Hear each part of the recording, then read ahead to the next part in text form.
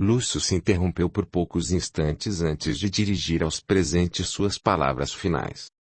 Para terminar, vou repetir o maior mandamento que o Mestre nos deixou.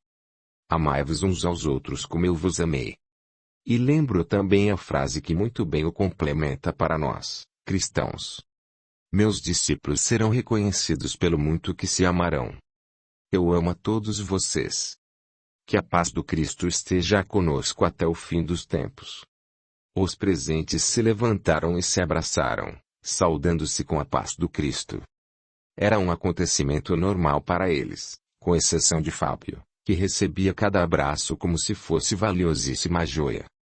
Nunca vira demonstração de amor tão grande fora da sua família, que agora sabia não se resumir aos laços de sangue, à medida que também sentia imenso amor por aquelas pessoas que a tocá-lo transmitiam as melhores vibrações.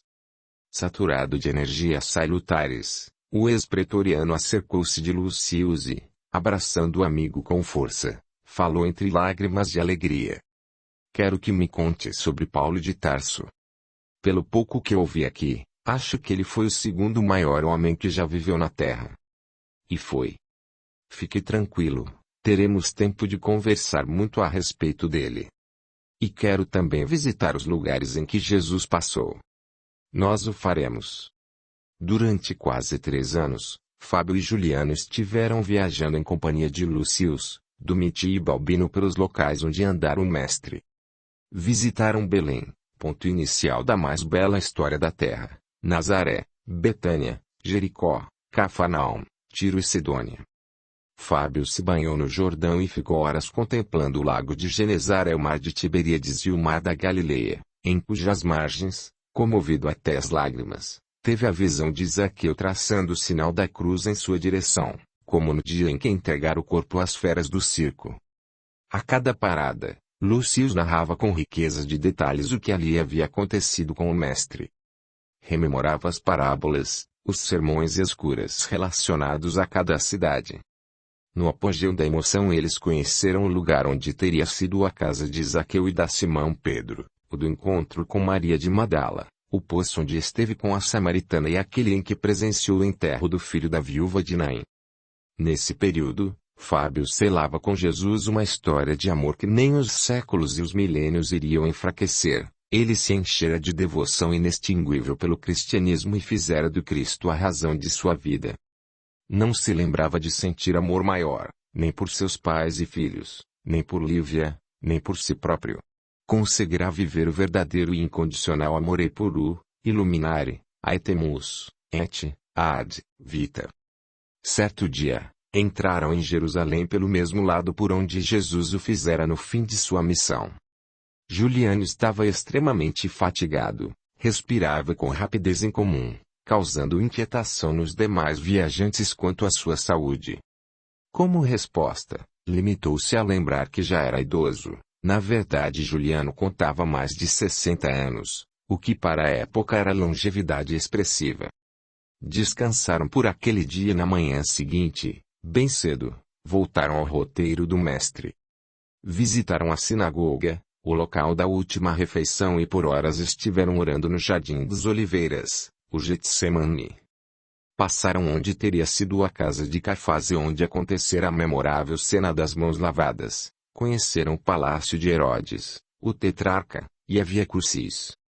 Ao subir o Gólgota, Juliano parou várias vezes, mas não cogitava desistir. No alto do monte, eles se sentaram, o vento soprava mansamente e Fábio mirou Jerusalém, lembrando como Jesus profetizara a sua ruína. Elevou o pensamento ao mestre e pediu: Amado Jesus, permita-me estar presente quando se cumprirem as suas palavras, para que, com a sua misericórdia, eu possa pagar o que devo a Jerusalém. Com lágrimas copiosas a marejar os olhos de raro azul, o ex-militar frio de Roma ouviu a história da morte física de Jesus. Depois desceram até o sepulcro de José de Arimateia, onde teriam sido colocados os despojos dele. Juliano sentou-se e orou em silêncio. No regresso para casa, no limite de suas forças, teve de ser amparado por Fábio e Balbino. Ainda visitaram o local onde havia sido a primeira casa do caminho e ao chegar ao lado dos amigos ele precisou de repouso. Logo após a ceia, Lúcio chamou Fábio, que palestrava emocionado com Balbino e Domitia. Fabinho. Seu pai deseja falar-lhe. Despediu-se do casal e entrou nos aposentos do genitor. Filho não só da minha carne, como também no meu espírito. É cristão de verdade? Meu pai, Jesus é hoje para mim mais importante que eu mesmo. Amo-o incondicionalmente, com todas as forças do corpo e da alma. De agora em diante não é mais possível me separar dele. Folgo em saber, porque sei que já sofreu muito, e terá agora sua primeira prova como seguidor do Cordeiro. Ele olhou interrogativamente. Estou indo ao encontro do Mestre. Quando pisar em Roma terá sua segunda prova. Resistir à moral retrógrada da cidade e não consentir que se perca tudo que viveu aqui. Meu coração está partido, pois terei infinita saudade do Senhor. Em contrapartida, sei que não me deixará. E se parte ao encontro de Jesus, muito egoísta seria meu amor se quisesse ver trocada a companhia tão iluminada pela minha. Apenas peço que, se for permitido, continue a me instruir pelos caminhos do Mestre até que eu possa reunir-me ao Senhor, ao meu avô e ao bom pastor. E se ele nos premiar com outra vida juntos, que o Senhor possa me recordar de tudo que tem dito agora. Ele tomou as mãos de Juliano e as levou aos lábios. Orou o Pai Nosso com ele e suas lágrimas caíram sobre a face do pai, que embora também chorasse revelava paz absoluta. Diga à sua mãe que a amo como a mim mesmo e espero por ela no reino que não é deste mundo. Aos seus irmãos tente passar o que lhe ensinei, sem forçar a consciência deles. A Rômulo e Remo diga que sentirei saudade, e não deixe de lembrar a Pecúnia que ela é uma cristã, ainda que não saiba. E para você, amado filho, não deixe o recado, estarei a lhe falar todos os dias. Eu amo. E tenho um pedido a lhe fazer. Quando seu avô e Valério partiram, eu cuidei dos nossos irmãos em Roma, agora que estou indo, eles só têm a você. Ao regressar, assuma o comando do cristianismo e prepare alguém para o suceder. Eu jamais poderei substituí-lo. Ninguém é insubstituível, meu filho. Jesus se foi e a obra prossegue até hoje. Vá em paz, farei tudo o que puder pelos irmãos que são responsabilidade de nossa família. Juliano respirou pela última vez, naquele corpo, nos braços do extremoso filho que lhe fechou os olhos e beijou seu rosto. Quando Lúcio adentrou o aposento, viu Fábio chorando calado junto ao corpo do pai. Não tema, filho. Somos imortais. Se não acreditasse nisso com toda a convicção, estaria desesperado. Ajude-me a tomar as providências para o sepultamento. E enviemos mensagem a Roma, cientificando-se do ocorrido. Mais que nunca preciso de você, Lúcius. Meu pai incumbiu a mim de cuidar do núcleo cristão que ele dirigia em Roma. Não espero que me conte tudo, uma vez que devo procurar informações por mim, porém essas cartas de Paulo não possuímos. Eu lhe darei cópias delas, e deve estudar com afinco, e também o ajudarei em tudo de que necessitar para tão nobre missão. O corpo de Juliano foi sepultado na cripta onde aconteciam as reuniões cristãs. Fábio ainda ficou por mais um ano em Jerusalém e, graças à cooperação de Lúcius, inteirou-se da biografia daquele que elegera como protetor. Já pensava em retornar a Roma quando procurou por alguns soldados e teve a triste notícia de que Alvius Drusius havia morrido em combate muitos anos antes. Em manhã de sol quente, o novo cristão camuflou os pergaminhos com os escritos de Paulo em sua bagagem e despediu-se dos amigos e anfitriões. Abraçando a família que o acolhera, partiu o homem novo, renascido e dedicado à própria redenção por amor a Jesus. Isso não é retrocesso. É a caridade pura daqueles que retardam sua chegada por saberem que a felicidade plena não está em deixar pelo caminho os entes amados nem em voltar à condição deles, está, sim, em lhes dar a mão e arrastá-los para a frente, a fim de chegarem juntos. Fábio estava próximo das portas da cidade quando uma mulher se acercou dele. Relutei muito em procurar pelo Senhor. Há tempo o tenho visto sem criar coragem para abordá-lo, por acreditar que me odeia. Hoje, vendo-o de partida para Roma, pensei comigo. Pode ser a última chance que tenho de pedir perdão a ele. Selene. Sou eu. Fui mandada para cá na ocasião em que a senhora Lívia se foi. Encontrei ótimos senhores que me libertaram imediatamente, e para quem trabalho. Sou feliz em proporção ao meu merecimento. Mudei completamente meu jeito de ser, transformei-me em outra mulher. Não obstante, a lembrança da senhora me queima a consciência qual ferro em brasa. Tenho feito tudo o que posso em prol dos menos favorecidos, mas não consigo me livrar da culpa que me consome. Tornou-se cristã, Selene. Sim, e descobri uma nova maneira de viver. Apesar disso, infelizmente meu passado não me liberta. Guardo a imagem de Dona Lívia se matando enquanto eu, impassível, assistia do terraço. Também me atormenta a lembrança do senhor no jardim, perguntando se estava tudo bem, e da minha resposta afirmativa. Perdoe-me. Por amor a Jesus, perdoe-me. Fábio abraçou a antiga serva e se sentou ao seu lado. Eu a perdoo, Selene, porque também empurrei minha mulher para esse abismo. Entretanto, não podemos deixar a culpa minar nossas forças, quando precisamos delas para trabalhar para Jesus. A culpa nos castiga impiedosamente, e isso não é interessante para a obra do Cristo, obra esta que deve ser mantida com trabalho, conhecimento e amor. Lembremos-nos de que o amor cobre a multidão de pecados. Eu queria poder ressarci-la do prejuízo que teve. Era bela e jovem, tinha belo e jovem marido e 2 filhos lindos. Como disse, por mais que faça não me sinto em paz, já que não tenho como pedir perdão à pessoa que mais prejudiquei, nem como recompensá-la, pois não possuo o poder de devolver a vida. Se pudesse eu o faria, mesmo que à custa da minha própria, porque morrer deve ser melhor que viver com essa culpa. Você tem esse poder, Selene. Toda mulher o tem. Ele juntou os pulsos com as mãos em forma de concha e disse a ela: a mulher é o cálice sagrado, onde Deus guarda a vida. Acho que o compreendo. Também é cristão, não é? Sim, Selene, e volto para Roma com a maior missão de minha vida. Assumir o lugar de meu pai junto ao nosso grupo cristão. E a guarda pretoriana. Quero ser exonerado dela para viver a serviço do Cristo.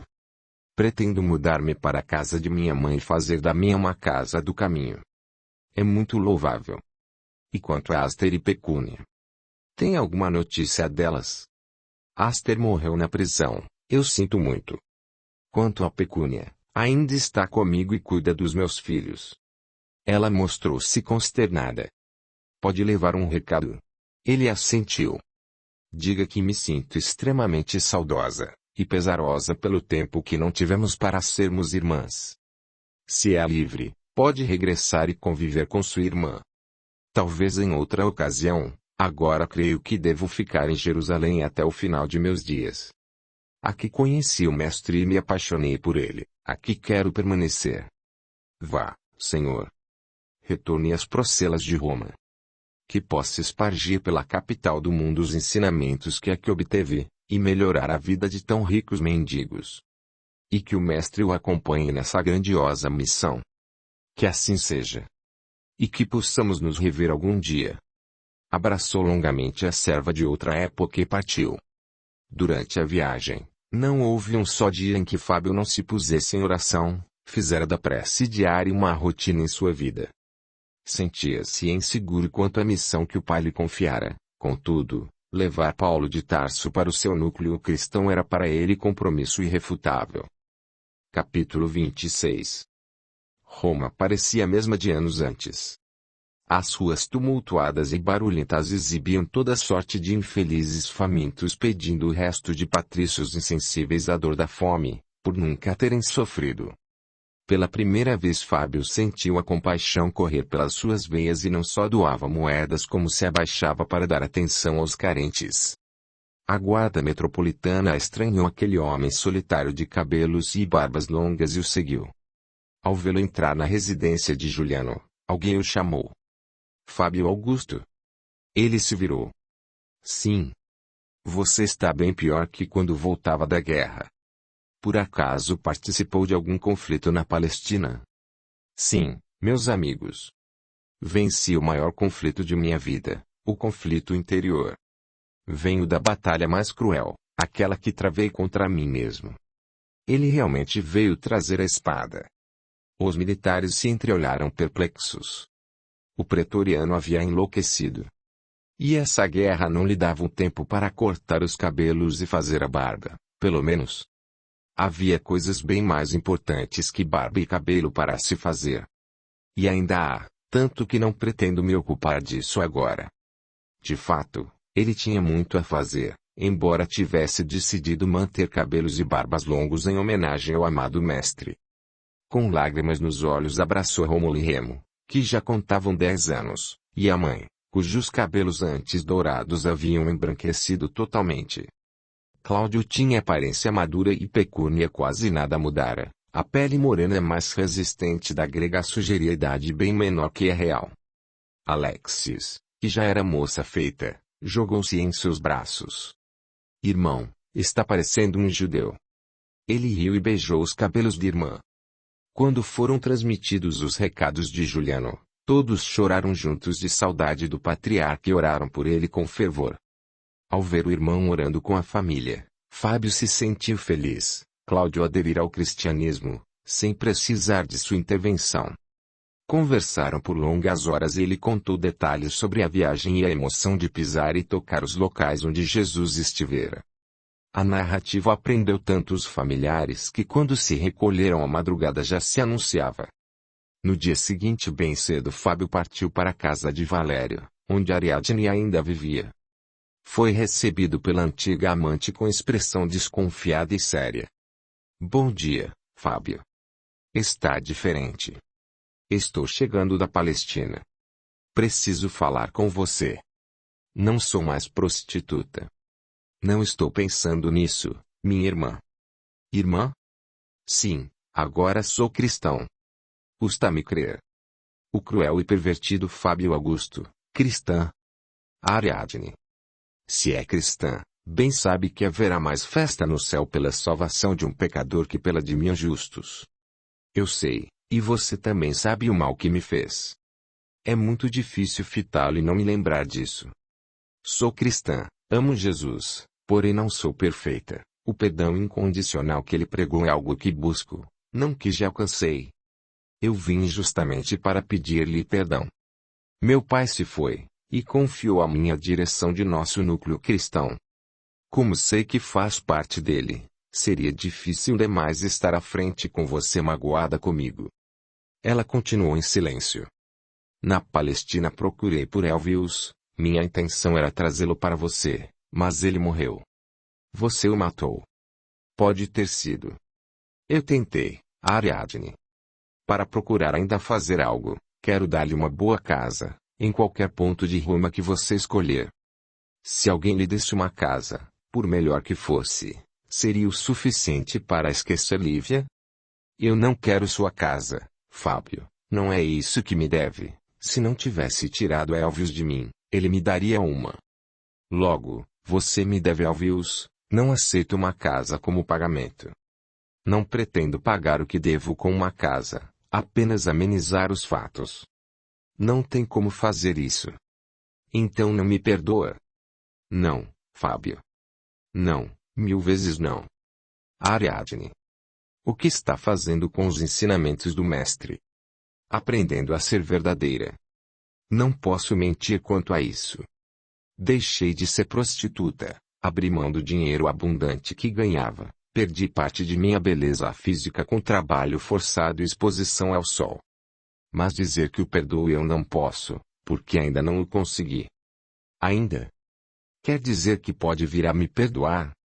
Você me tirou dos braços de meu noivo e me lançou no caminho da promiscuidade e perversão, eu só poderia perdoar se fizesse o caminho de volta.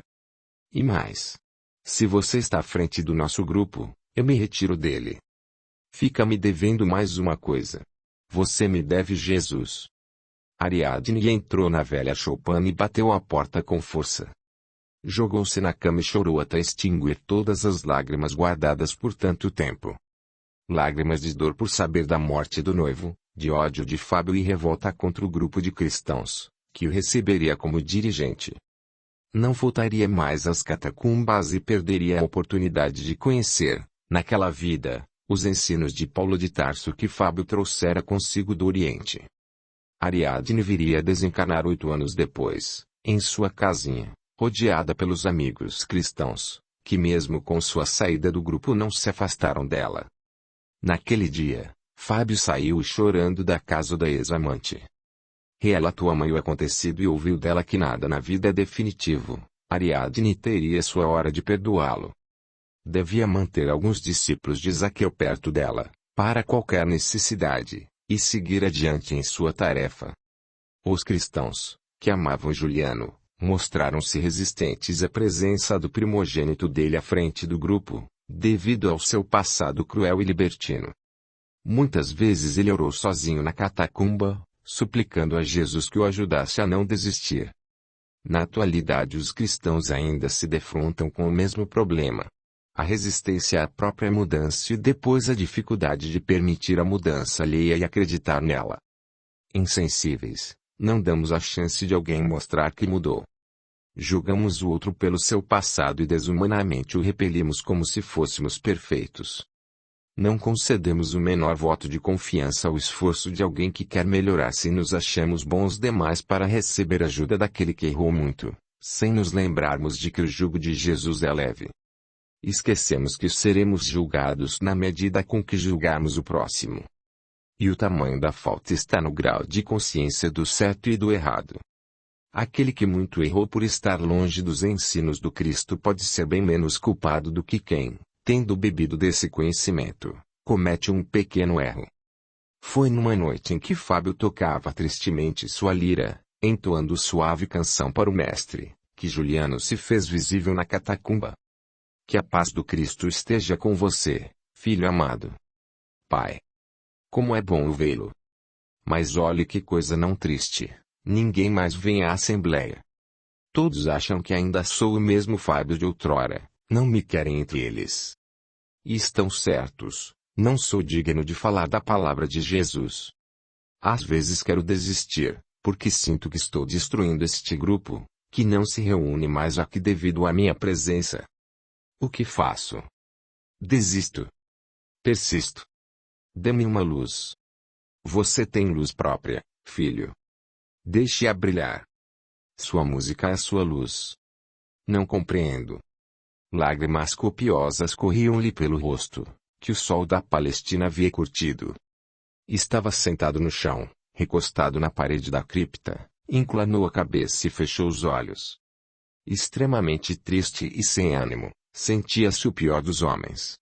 Fábio, abra os olhos. Posso vê-lo com eles fechados. Logo, pode ver que não está só. Que não prega para paredes, ou cadáveres. Fábio abriu os olhos e sorriu entre lágrimas. O ambiente parecia estendido 2 vezes em todas as direções e estava lotado de pessoas atentas à sua pregação solitária. Alguns pareciam feridos, outros maltrapilhos, ao passo que outros brilhavam como o sol.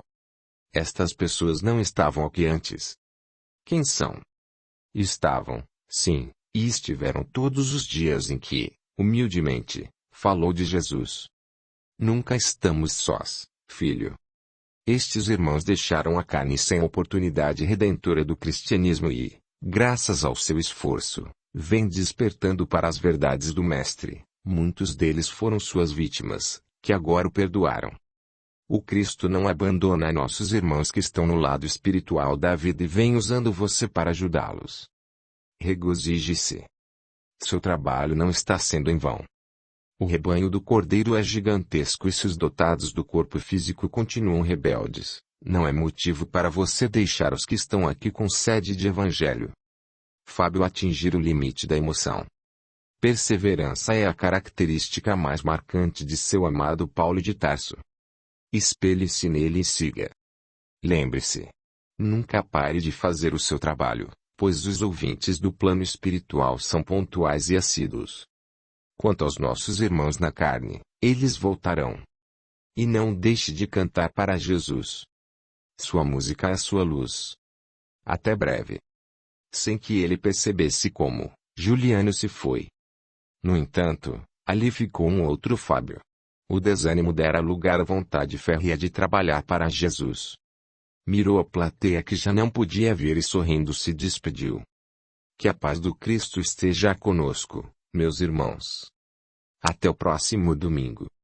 A partir daquele dia, o inflamado pregador nunca deixou de ler seus pergaminhos e falar para a catacumba vazia. Sempre tocava sua lira e entoava cânticos ao mestre, momento em que mantinha os olhos fechados, em completa comunhão com o alto. Sua residência se transformara em casa de apoio a todos que precisavam de pão para o corpo e para a alma. E seu comportamento estranho começou a chamar a atenção da águia, que ainda não o tinha prendido em virtude do título de patrício e da ascendência nobre. Agripina, a quem sua conduta também não agradava, ardia em ódio pelo viúvo que, em sua concepção, deveria desposá-la. Mais de uma vez o abordou pelas ruas e questionou quanto a um novo conúbio, ao que lhe redarguia estar definitivamente casado com o cristianismo. Em raro dia de chuva em Roma, Fábio rumou para o cemitério. Já no interior da catacumba ele sorriu, ao constatar que estava cheia. Agradeceu a Jesus por poder ver seus irmãos libertos da carne e, como fazia comumente, não ocupou a tribuna improvisada. Sentou-se no chão e cantou. Obrigado, Pai. Por estar sempre atento a nós. Por nos amar ao ponto de ceder-nos, sua estrela de maior brilho. Cônscio de que o céu estaria menos iluminado.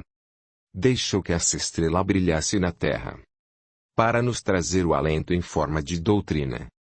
E libertar o espírito dos grilhões que o prendiam a deuses vaidosos e arrogantes. Obrigado, Jesus. Por nos amar ao ponto de se aniquilar, diminuir seu brilho. Deixar seu reino feliz, fazer-se homem e habitar entre nós, neste vale de lágrimas.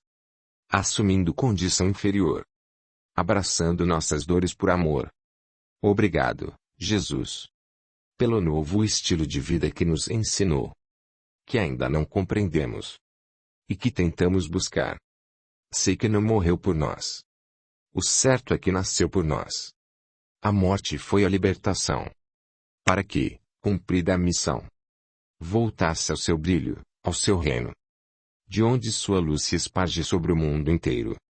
Como de costume ele se dirigiu aos presentes e perguntou o que gostariam de ouvir, abrindo um pergaminho a esmo. Nesse dia, porém, ao formular a pergunta de sempre soou uma voz que lhe pediu. Desejo que fale sobre o perigo da riqueza, sobre como é possível servir a Deus e a Mamon, visto que é um homem rico e quer anunciar o Evangelho. Fábio estranhou a ocorrência, e ainda assim leu o trecho indicado pelo rapaz, então respondeu. Na realidade é impossível servir a dois senhores, e eu só sirvo a Jesus, quanto ao meu dinheiro, é ele que me serve. Mas para seguir Jesus não temos de nos despojar de tudo. É o que tenho feito, minha casa está a serviço dos pobres. Mesmo assim, continua sua. Nada nos pertence, visto que nada podemos levar daqui, nem o corpo que usamos é nosso, porque é feito de material da terra.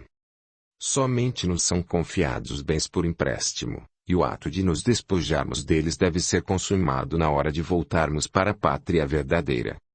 Renunciar alguém a eles enquanto na carne é mais fácil, difícil é conviver com eles. Explique isso. Se a distribuição de valores materiais é tão variada, não é por acaso. Deus confia uns a opulência como forma de teste. Ter e dividir, colocar a serviço dos outros os bens a nós confiados, essa é a parte difícil, dado que a riqueza nos proporciona a perdição com muito mais facilidade. Abrir mão dela é fugir ao teste a que nos propusemos, não que falte nobreza ao ato de doar tudo aos pobres, porém mais nobre é conseguir usufruí-los de maneira reta em conjunto com os mais necessitados. Quem age assim está vencendo a prova. Conviver com a tentação e não sucumbir a ela, é esse o propósito a que viemos nós, que temos dinheiro. Não me sinto servo de dois senhores, e sim servo de um senhor que me confia seus talentos para serem multiplicados. E embora tenha desperdiçado alguns, hoje sei que ele está feliz com a nossa parceria. Um dia poderei ser como um mestre, que só viveu para fazer o bem, sem ter sequer uma pedra para recostar a cabeça, Ainda sou muito imperfeito para tal. Ainda preciso de dinheiro para comprar as toneladas de grãos que são servidos diariamente em minha antiga residência. E lembre-se, meu jovem. O mal pode ser feito com pouquíssimo dinheiro ou sem nenhum. Logo, não é ele que é maldito, ou que nos impede a entrada no reino dos céus, e sim o modo como o empregamos. O rapaz estava sem palavras, não imaginava receber resposta tão articulada. Nobre Patrício, outra voz se fez ouvir. Sim, nobre Patrícia. Permite que o chame de Patrício. Quanto a mim, já joguei aos porcos esse título. Pois não deveria, posto que ele nos é concedido por nascimento. Se somos todos irmãos, não pode haver patrícios e plebeus. Plebeus não, patrícios sim. Todos nós somos da pátria maior, patrícios nascidos das mãos de Deus. Estamos meio perdidos, é verdade, não obstante, todo nobre patrício à pátria retorna. A mulher também se calou. Por que não contrai o outro conúbio? E por que isso a incomoda? Bem, é que o senhor sempre teve certa dificuldade.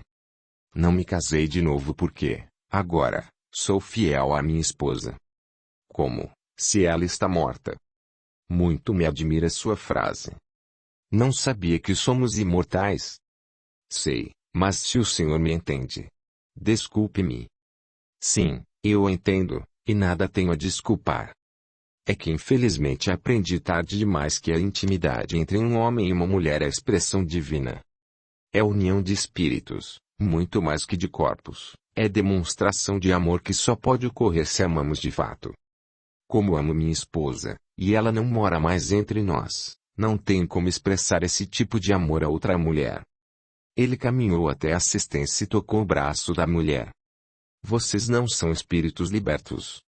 Claro que não. Deus me livre. Quero criar meus filhos. O jovem que iniciara o diálogo se aproximou. Perdoe-nos, Sr. Fábio. Nossa intenção ao vir até aqui hoje foi colocá-lo à prova. Tínhamos certeza de que sairia humilhado e vencido. Sentimos-nos agora como os fariseus e escribas, aquela raça de víboras. Viemos para tripudiar sobre o Senhor, o que não é comportamento cristão, e nosso castigo foi bem maior. Estamos humilhados e nos sentimos muito mal, de vez que encontramos um homem nobre, músico hábil e sensível, cantor incomparável e pregador iluminado. Permita-nos voltar à Assembleia para ouvi-lo todos os domingos. Serei o mais ditoso dos homens se vocês todos vierem engrossar as fileiras de adeptos invisíveis que aportam aqui toda semana. O jovem abraçou Fábio e beijou-lhe as faces, tendo seu gesto imitado pelos demais.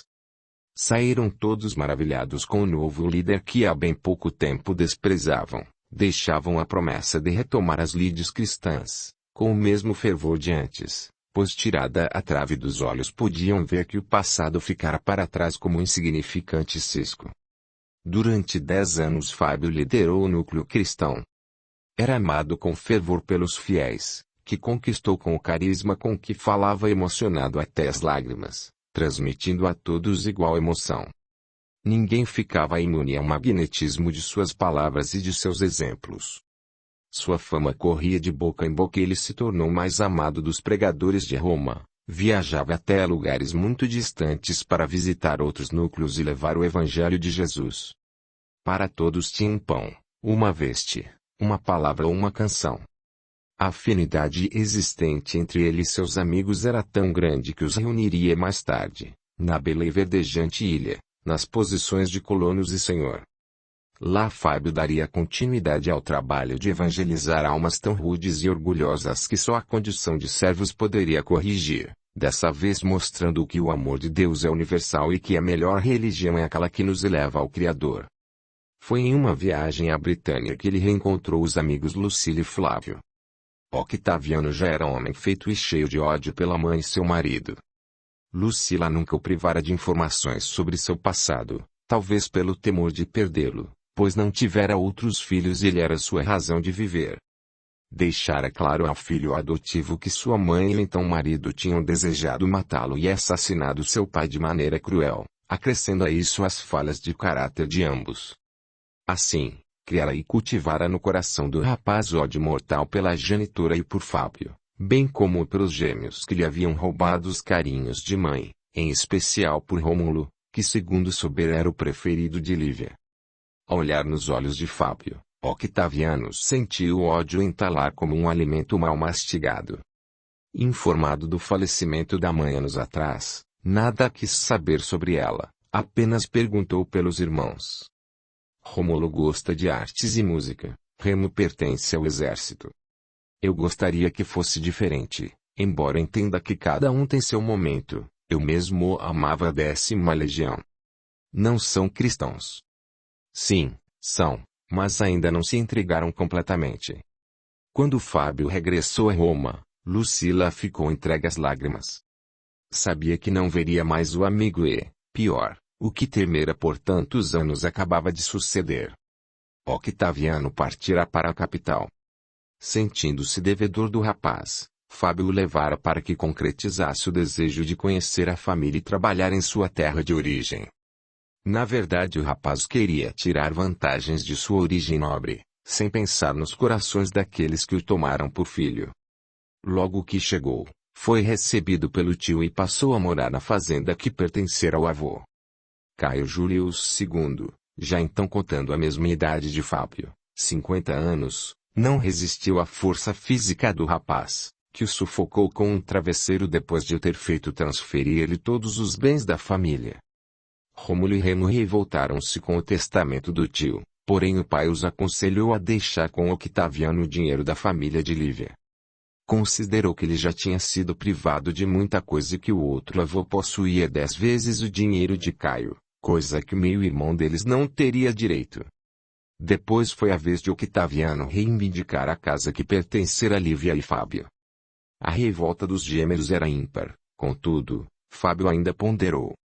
A casa pertenceu à mãe de vocês, é justo que seja dividida entre os 3, só o abrigo que funciona lá não pode acabar.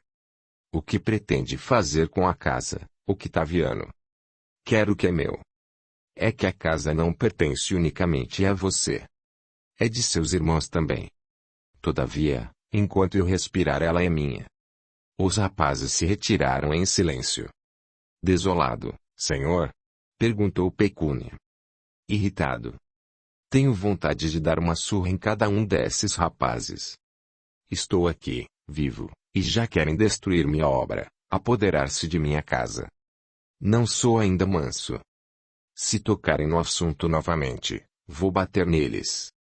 Pecúnia gargalhou com prazer. Vejo meu velho senhor. Explosivo e irreverente. Por outro lado, muito mudado também. Estranho. Ora parece o mesmo Fábio, ora pessoa totalmente diversa. Não podemos virar santos em uma única vida, Pecúnia. Procuro adequar-me ao cristianismo, corrigindo aos poucos minhas falhas. O fato de não ser violento nem se julgar superior aos outros já basta. Sei que é só o começo, nós fomos criados para a perfeição, entretanto, é muito significativo para mim, pois tenho dado o melhor que possuo. Sinto-me realmente irmão de todos e não tenho mais coragem de machucar as pessoas. Com exceção desses 3 rapazes, riu a última afirmação. Já no que diz respeito às mulheres, foi tarefa muito difícil enxergá-las como irmãs, e admito que a idade ajuda bastante. Enfim, minha querida Pecúnia, não sou um homem santo como Valério, Lucius ou Zaqueu. Traga-me, por favor, um cálice de vinho. Em um instante. Junto com a bebida, Pecúnia trouxe uma mensagem, que haviam deixado na porta. Era de um grupo de pessoas vindas de Pisa apenas para assistir ao culto cristão dirigido por ele, e que se encontravam na catacumba. Pecúnia. Leve de volta o vinho, não poderei tomá-lo, esperam por mim no cemitério. Hoje não é dia de reunião. Parece que algumas pessoas vieram de Pisa para isso. Não me custa ir ter com elas. Por favor, dê-me a capa e um pergaminho à sua escolha. Tomando uma carta de Paulo, Fábio seguiu para o cemitério. Ao entrar na cripta notou que a assembleia era formada só por mulheres, umas trajando roupas de patrícias e outras de escravas. Nenhum de seus amigos estava presente. Cumprimentou-as com a paz do Cristo.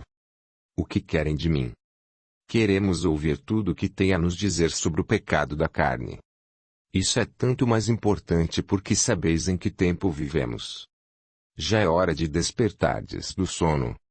A salvação está mais perto do que quando abraçamos a fé. A noite vai adiantada, e o dia vem chegando. Despojemo-nos das obras das trevas e vistamo-nos das armas da luz. Comportemo-nos honestamente, como em pleno dia. Nada de orgias nem de bebedeira, nada de desonestidade nem de dissoluções, nada de contendas ou ciúme.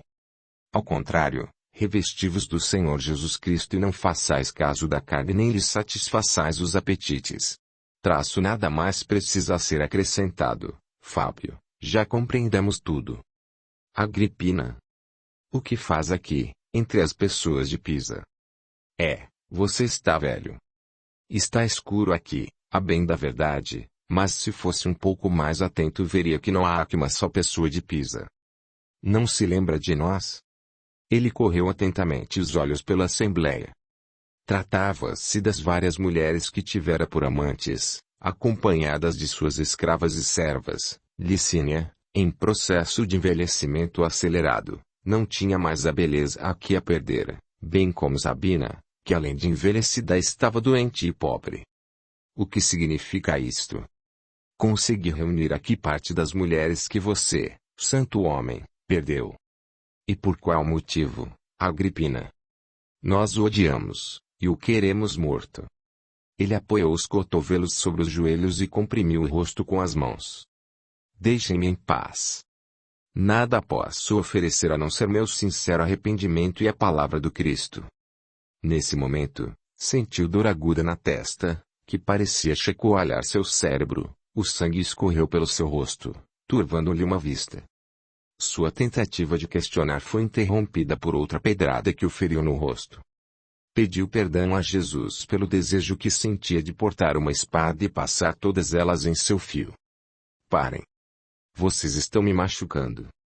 Agripina soltou risada histriônica e as outras prosseguiram no ataque. As servas, mais jovens, atiravam pedras grandes com força extraordinária, a força do ódio, da selvageria e do gosto pelo derramamento de sangue.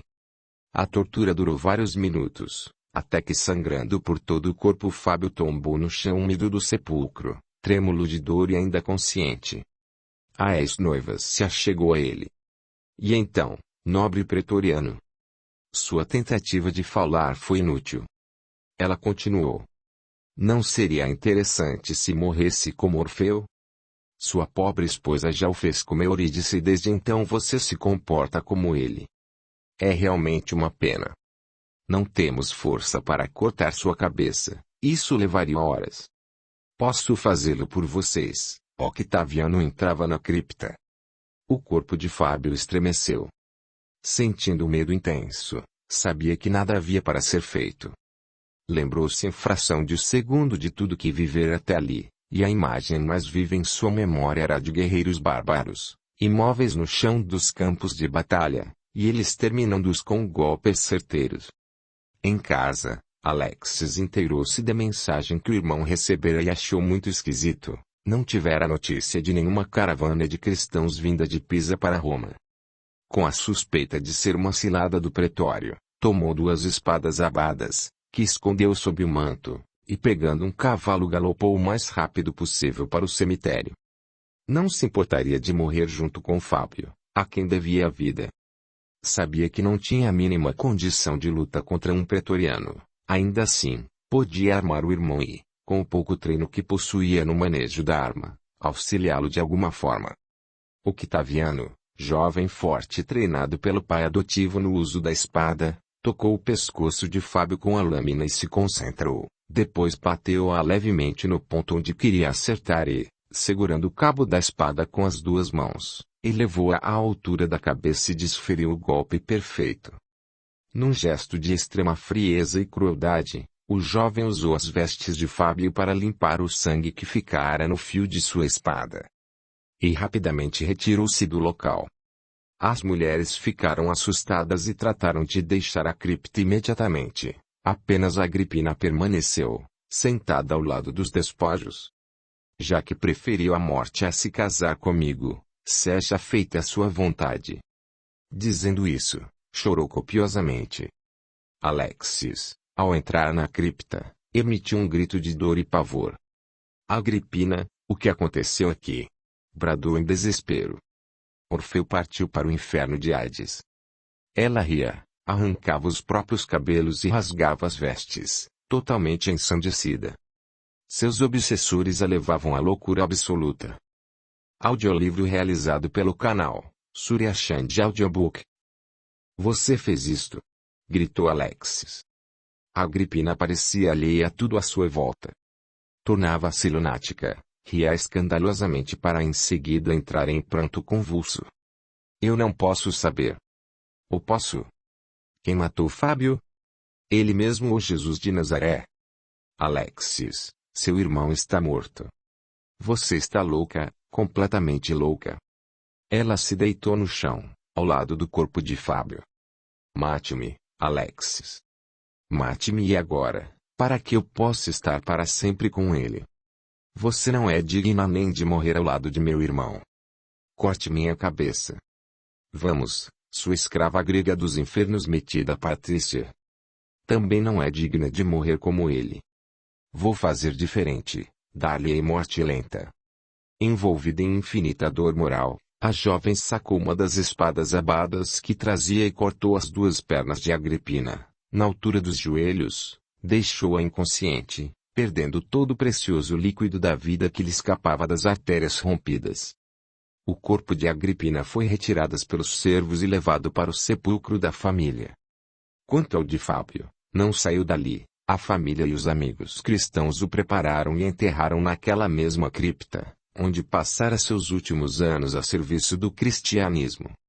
Todos choraram, já sentindo saudade do líder carismático e alegre. E aceitaram, sem relutar, Cláudio Augusto como seu sucessor. Na lápide que colocaram em sua tumba, os amigos escreveram a célebre frase de Jesus que ele sempre repetia: o amor cobre a multidão de pecados. Tão logo Fábio foi sepultado, Octaviano chamou Cláudio e, sob ameaças, tomou posse da casa que pertencera à mãe, obrigando-o a fechar um abrigo que ali funcionava. Rômulo e Remo haviam atingido o auge do ódio pelo irmão, que já planejava tirar-lhes a vida. No dia em que ia consumar o intento, Remo, militar bem treinado, prendeu e chamou Rômulo. Este foi implacável. Rejeitou a proposta de Remo de entregá-lo às autoridades e com as próprias mãos fez a sua justiça. Depois de torturá-lo até a morte, atirou-o nas águas infectas do Tibre. No plano espiritual, Fábio abriu os olhos, ainda se encontrava na cripta, sentia dores e sangrava. Percebeu que Juliano e Zaqueu o olhavam com ternura. Pai! Avô Zaqueu! O que aconteceu? O que fazem aqui? Viemos para ajudá-lo, filho. Então me tirem daqui. Estas mulheres querem me matar. Elas não podem fazer isso, meu neto. Somos imortais, você esqueceu? Não esqueço isso um só instante, porém não posso morrer. Quem assumirá a frente da obra? Não preparei ninguém para meu lugar. Deus não dorme. Cláudio está pronto. E já lhe disse uma vez. Ninguém é insubstituível. Então chegou a minha hora. Devo deixar que me apedrejem. Vê alguém para apedrejá-lo. Onde estão elas? Olhou para a cripta vazia. Fábio, Zaqueu falou amoroso, venha conosco. O que tinha de ser cumprido se cumpriu, o que resta cumprir está gravado em sua alma, para que se cumpra em tempo oportuno. É hora de se refazer da batalha, porque a guerra não acabou. Estou confuso. Não entendo absolutamente nada. Por Jesus, ajudem-me. Olhe para esta lápide. Zaqueu continuou. Sinta a demonstração de carinho dos seus amigos. Ele caiu em sentido pranto quando viu o próprio nome gravado no mármore. Então estou morto. Tenho medo. Juliano aproximou-se sorrindo e o abraçou. Eu pensei que o tinha preparado melhor. Acalme-se, meu filho. Ninguém morre, Apenas damos um tempo nas lutas para repensá-las e nos preparar melhor para as próximas. Desincumbiu-se bem da missão que lhe foi confiada. Nada tema. O amor cobre a multidão de pecados, e você venceu pelo amor. Estamos de volta para casa, esta é nossa pátria. O que o assusta, se foi daqui que partiu para o mundo há cerca de 50 anos. Nada aqui é novidade para você. Desculpem-me, ele ainda chorava. É que eu preferia estar em Roma. E quanto a Lívia? Esqueceu que se preparou tanto para buscá-la. Agora você pode. Lívia. Claro. Onde ela está? Acalme-se. Nós vamos buscá-la, mas, a exemplo de Orfeu, não deve olhar para trás. Se o fizer eu a perderei no inferno de Hades. Juliano riu gostosamente. Não, filho. Lembre-se do que eu disse. As lendas gregas, apesar de serem belas e nos trazerem algum conhecimento, não devem ser tomadas ao pé da letra. Pois bem. Não olhar para trás é uma alusão ao nosso passado, que nem sempre é agradável, é esquecer o que não pode mais ser mudado e caminhar olhando para frente, perdoando-nos, de modo a que a culpa não seja entrave em nossa caminhada. Quem olha para trás, como a esposa de Lot, vira estátua, e como tal permanece estacionado. Eu estou convidando à redenção, Fábio. Esqueça quanto errou e pense somente na reparação que a misericórdia divina nos proporciona. Vamos em busca de Eurídice, que agora é responsabilidade nossa. Valério fez a ela uma promessa que pretende cumprir ao seu lado. Só que antes você precisa de um tempo para se refazer. Venha conosco, o núcleo cristão está amparado nas mãos de Cláudio. Olhe quem veio dar-lhe as boas-vindas. Lúcius e Valério se encontravam ao lado de Zaqueu. Fábio correu para abraçar os amigos das lides cristãs, e nos braços de Lúcius caiu em sono reparador. Quem tivesse olhos de ver, diria que o céu de Roma brilhava mais intensamente naquela noite, quando um rastro de luz azulada se desprendia das entidades socorristas que, unidas pelo amor universal e incomensurável do Cristo, partiam levando consigo mais uma ovelha desgarrada, um filho pródigo que retomava a casa do pai. A imagem do magnífico rastro de luz se congelou na gigantesca tela diante dos atentos protagonistas daquela história, todos calados, perplexos e envergonhados. Zaqueu mirava cada um como se esperasse por alguma pergunta, enquanto a plateia permanecia muda. Aniche, chorando muito, aproximou-se de Patrick. Perdoe-me, cavaleiro. Por Jesus, pelo profeta, perdoe-me. Aniche. Não guardo de você qualquer mágoa. O olhar de Aniche se cruzou com o de Eugênio. A despeito de nenhuma palavra ser dita, todos entenderam que ali ainda persistia muita mágoa, que deveria ser trabalhada ao longo do tempo. Era visível que, desde Roma, bem pouco ou quase nada havia mudado entre as duas. Todos estavam tensos. Eugênio não conseguia olhar na direção de Christopher ou Eduarde, sentia imensa compaixão por Jacob, que não estava presente. Notando que a assembleia se mantinha silenciosa e perturbada, Zaqueu começou a falar. Meus queridos irmãos, o que acabamos de ver não tem por objetivo causar consternação, embora seja normal que se sintam assim, já que ao chegarem se sentiam vítimas dos acontecimentos.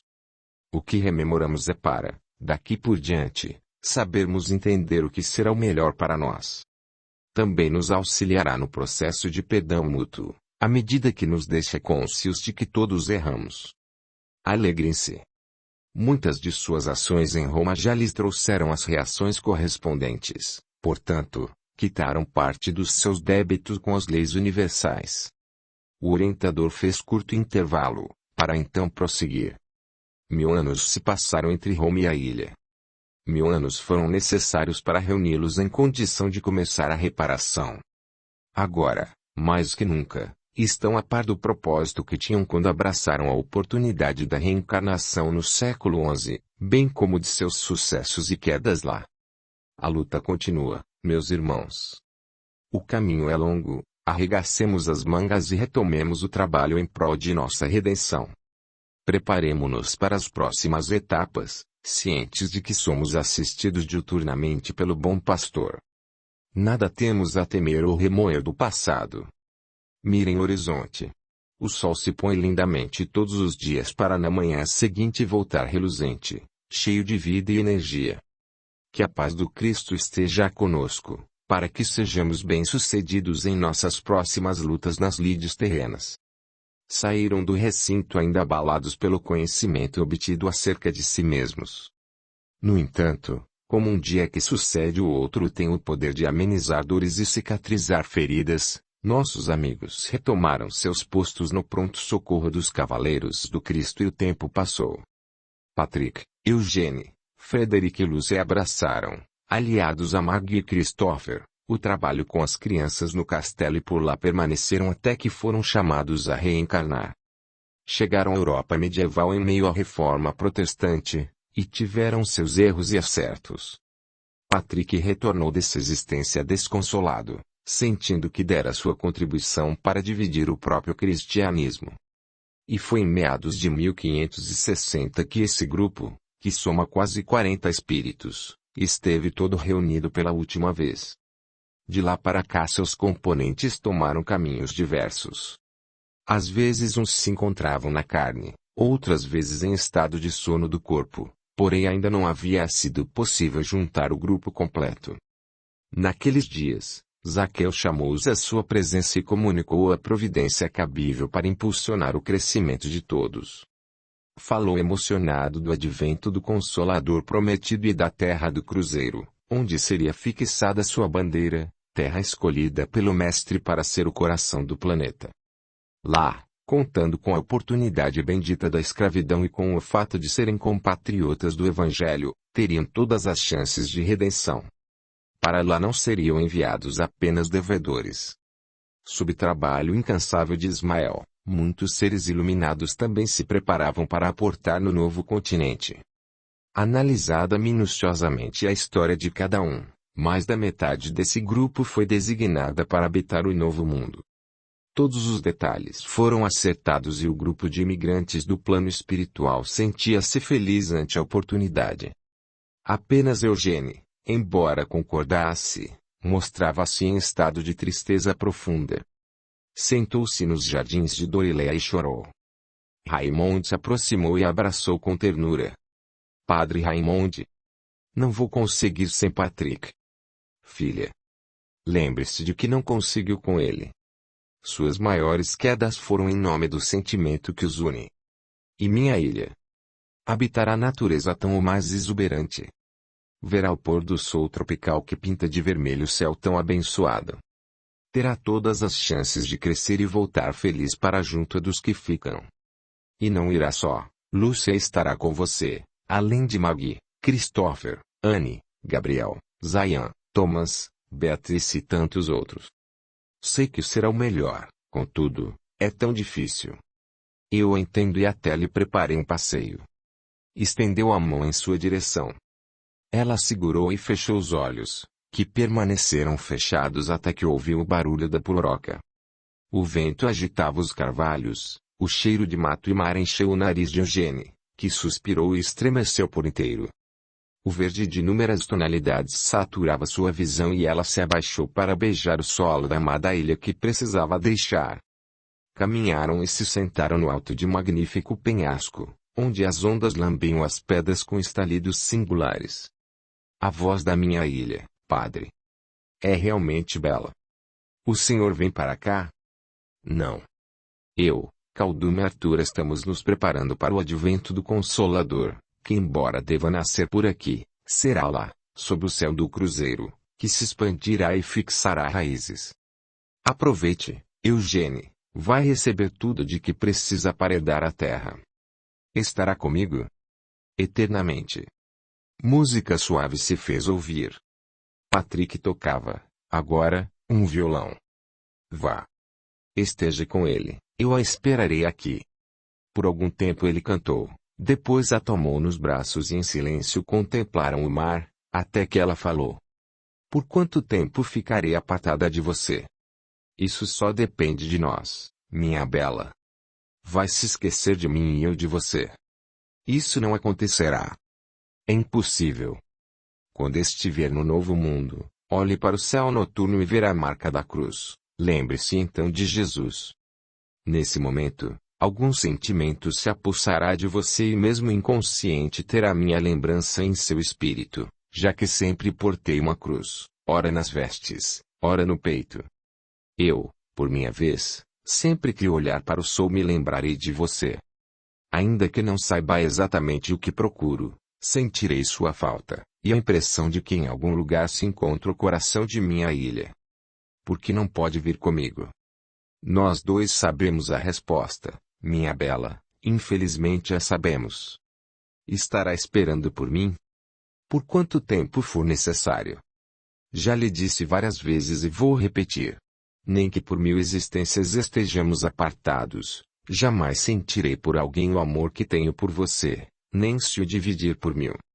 Meu cavaleiro, estou indo, mas sempre haverá um espaço dentro de mim que não será preenchido por ninguém, a não ser você. A bondade do Mestre permitirá que nos encontremos em espírito. E olhe, não estamos nos separando, o amor entre duas criaturas é como capa e contracapa de um livro. Faz-se necessário que o livro se abra para que outras pessoas bebam do conhecimento em suas páginas. Porém, chega um dia em que, com certeza, esse livro tem de ser fechado e as capas se unem novamente. Amo seus olhos, amo você. Amo seus cabelos, amo você. Raymond amou por ela. Eugênie, com a ponta dos dedos, secou as lágrimas que escorriam pelo rosto do cavaleiro e beijou-lhe ambas as faces. Patrica a abraçou com força e, quando ela partiu ao encontro do mentor, voltou a tocar seu violão. Abraçada a Raymond, com lágrimas silenciosas ela o acompanhou, e olhando ainda uma vez para trás, gravou nas retinas aquela imagem do amado com a verdilha ao fundo. Principiava nova etapa em sua caminhada, deixando o cavaleiro que, apesar de ser a razão de sua vida, antagonicamente também era a razão de suas quedas. Recebia a bênção de ter no coração do mundo a oportunidade ímpar de conviver com o Consolador prometido por Jesus, de resgatar o cristianismo de origem nos braços da amável e exuberante pátria redentora, pacífica e fraterna onde a própria cruz velaria seu sono. Pós-fácil. Um dia, ao ouvir uma parte desta história, perguntei à minha saudosa vozinha. E depois? Quando ouvi dela que não havia depois, não me conformei. Sabia, no mais íntimo, que a saga continuava. Em companhia de minha irmã Raquel, descobri mais alguns detalhes. Contudo, só me dei por satisfeita quando, junto dela, passei a engrossar as fileiras de discípulos do professor Rivail e com ele conhecer certas verdades. A história de um espírito ou de um grupo deles tem o começo remontado a eras imemoriais, mas não tem fim. Isso porque sempre que chegamos a um ponto expressivo, não paramos, voltamos para buscar aqueles que nos são caros e que permanecem à margem do caminho. A sabedoria e o desenvolvimento moral são ilimitados, imensuráveis, infinitos como nós mesmos. E se alguém pretende formular a minha indagação que um dia fiz à minha avó, pelo pouco que aprendi posso dar uma resposta. Aquele que me perguntar e depois, desejando saber onde estão essas pessoas, eu responderei com total convicção. Eles estão, como eu e você, como todos os filhos amados do Pai, tutelados pelo bom pastor, a caminho da redenção. Sophie. Março de 2009. Agradecimentos. Lembro-me nitidamente da primeira vez que vi Sophie, com seu olhar terno, trajando roupas medievais. Com voz doce, propôs-me um trabalho em parceria, que não aceitei de imediato, pelo fato de não me sentir capaz. Certa noite ela trouxe Cristóvão, espírito que me acompanha nesta romagem terrena, talvez para que eu sentisse confiança em mim mesma. Por alguns dias ainda relutei, mas, uma vez em frente ao computador, os sons e as imagens chegavam aos borbotões, de tal modo que se tornava difícil registrar seu conteúdo com igual riqueza de detalhes. Ora no calor abrasador do deserto, ora na paisagem gelada da bela ilha, ora de volta à velha Roma, lá estava eu, dentro da primeira cruzada ou do centro do poderio romano, ao ouvir as sábias palavras de Caldumo Valério. Hoje, vendo o trabalho concluído, só tenho a agradecer. Primeiro a Deus, por ter permitido sua realização. A Sophie, por ter escolhido a mim, apesar de conhecer a minha teimosia. A todos os amigos, pelo incentivo que me deram, lendo os rascunhos, corrigindo os erros de digitação, e dispondo-se a longos telefonemas, quando me sentia abatida e angustiada. A Tadeu, Thales, e Ana Beatriz, faróis que iluminam o meu caminho da redenção. Enfim, a legião dos cavaleiros do Cristo, que na terra ou no astral, seguem na ardua luta pelo bem, especialmente ao doce cavaleiro Patrick Castel, em qualquer ponto do globo em que se encontre. Que Jesus abençoe a sua missão. Elizabeth Pereira. Outono de 2009. Fim. Por favor, quem puder ajudar na compra de um computador, o link de doação está na descrição do vídeo, pode ser através de Pix, ou PayPal. Falta pouco para atingir o objetivo. Gratidão. Este audiolivro representa uma contribuição do canal, Surya Chand Audiobook, para aqueles que necessitam, como é o caso dos deficientes visuais, e como forma de acesso e divulgação para todos. Lembre-se de valorizar e reconhecer o trabalho do autor, adquirindo suas obras. Venha para o nosso grupo no Telegram, e ouça audiolivros exclusivos que não são postados por aqui. Veja o link na descrição do vídeo. Gratidão.